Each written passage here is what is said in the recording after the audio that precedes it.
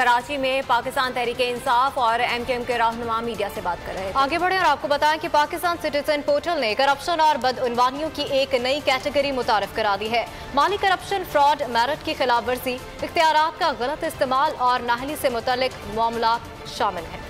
वज़ीर-ए-आज़म की हिदायत पर शिकायत के इंदराज के लिए खुसूसी कैटेगरी बनाई गई है। अवाम की सहूलत के लिए कैटेगरी को मजीद 6 दर्जाबंदी में तकसीम किया गया है।